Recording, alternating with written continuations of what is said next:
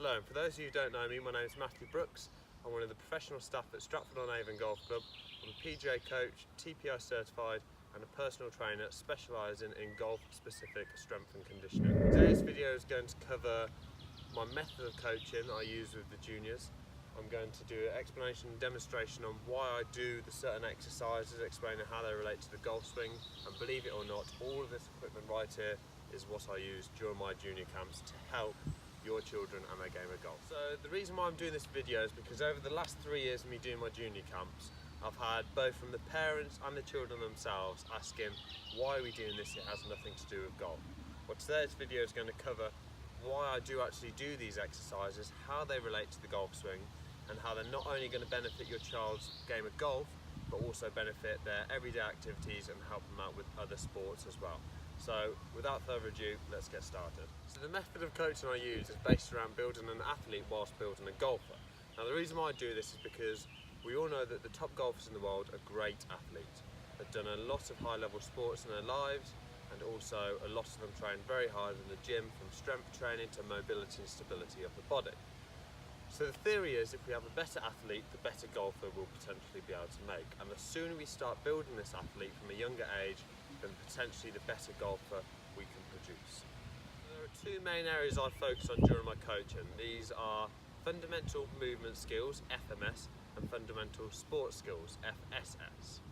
FMS is where we do movements that relate to the game of golf. So for example, throwing a ball, doing a vertical jump, or hitting a tennis racket, and there's obviously a lot more we do as well. FSS are the skill related games. So this is when we've always got a golf club within our hands, and these are games such as when we're doing noughts and crosses for the putting, or we're chipping balls into a swimming pool, and obviously again there's a lot more, but these are the activities that relate to the game of golf a lot more, helping the skill when it comes to going onto the course. Now I'm going to run through why I do some of the exercises, and I'm going to explain how they relate to the golf swing.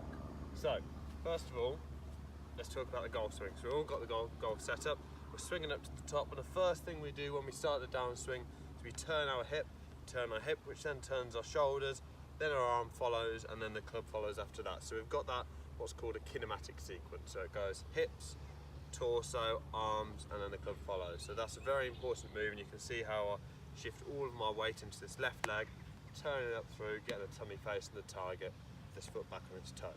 So let me show you how these two exercises relate to that very... So, the tennis racket.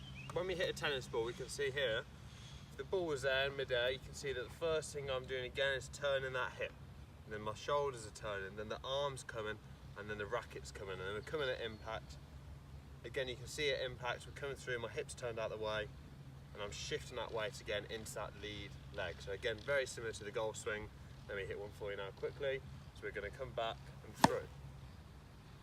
See that I'm in a very similar position to a golf swing finish.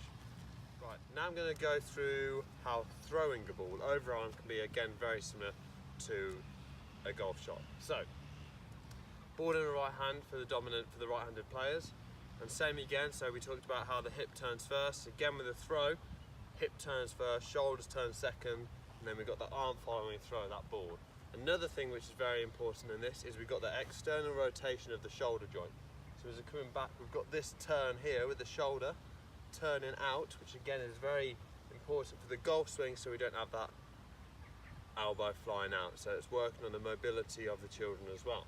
So let me do this again for you. So we're going back, stepping forward, and again we're transferring that weight through into the lead leg with our tummy facing the target, and we're up on that toe. Start the lessons off with those fundamental movement skills, which make it a lot easier for the children to relate those movements for when we have a golf club in our hands. For example, the hip rotation, the weight transfer, getting them used to those movements, and then when it comes to them hitting golf balls, if I see them struggling with those movements in the golf swing, I can remind them to think back to that exercise when we were doing that. So think back to when they were shifting all that weight into that lead leg, or when they were turning that hip to hit the tennis racket. It's going to be a lot easier for them to go back and rethink about what they need to be doing. The new product I've got for this year in my junior camps are the Super Speed golf sticks.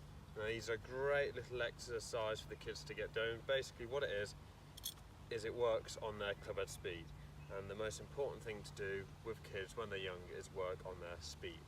If they've got speed from a younger age, then as they get older, it's a great benefit to have. And as they get older, then you can start working on the more technical, more mechanical parts of the golf swing, because they're older, stronger, making it a lot easier for them to control that club. Where at a younger age, if you ask any kid especially if they want to hit the ball further, they're going to say yes straight away, and these are a great bit of equipment used to do that.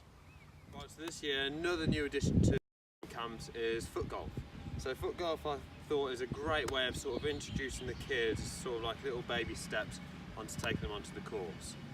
So we all know that golf can be a very intimidating sport. You've got to remember what club to hit from where, you've got to remember how to swing the golf club, you've got to keep count your scores and make sure you remember all the rules, so if you ever come across any rules or anything, then you know what to do.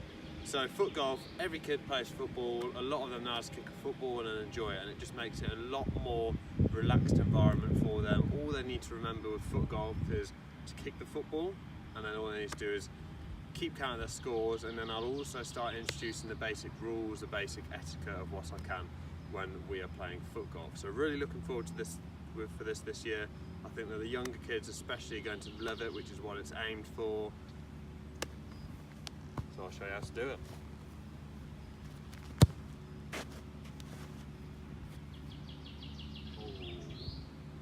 Right, everything I've discussed so far in this video will vary depending on the ability and age of the golfer. So for example, at the start of the day, I'll be splitting everyone up into groups. We'll have the more advanced children together, and they'll be covering a more technical based day with use of a launch monitor. We're going to have a correct warm-up and cool-down exercises.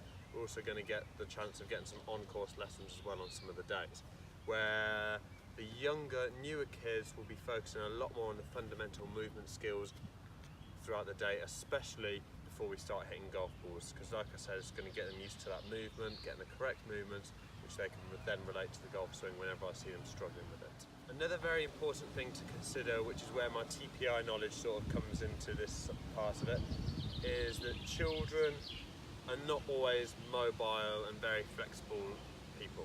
They can actually go from being very flexible to very stiff very quickly, and this is because when kids grow, they can grow so quickly that their bones lengthen, but their muscles actually stay the same length, or don't lengthen as quickly, I should say, as the bone does. So your children can go from being very flexible to, at the end of their growth spurt, actually being very, very stiff. And this links again, like I said, to the TPI sort of information. I know that if you've got a limitation in your body, that can actually produce a swing fault within your golf swing. So 1 month your kid's very flexible, can do all the correct movements. The next month he's very stiff because he's had a growth spurt and he's producing all sort of swing faults, and this can change the golf swing of juniors very drastically, which is why with the more older technical juniors I'm going to be covering a warm-up and cool-down routine, which they should be doing before playing or practicing golf, and then also cooling down after with the cool-down stretches. Right, so we're coming to the end of the video now, and I've got one last thing, which is probably the most important thing I'll say throughout this video, and that is let the kids enjoy themselves. The last thing you want to be doing is pushing the kids. I've seen it over and over again where the parents have been so pushy, so strict and technical when it comes to the golf swing, that I've seen kids just fall out of love with the game. I've even had kids come up to me and say, I don't like my parents watching me because they're very sort of pushy on the way I swing the golf club and how I play golf. And like I said, I've seen kids fall out of love with the game, and that's the reason why I teach the way I do. We've got a lot of fun games, we're very relaxed, and then as we get older we get more technical, but we're still keeping it fun. We do still do some good fun exercises and making some good fun games. Right, well that's it guys, thank you very much for watching.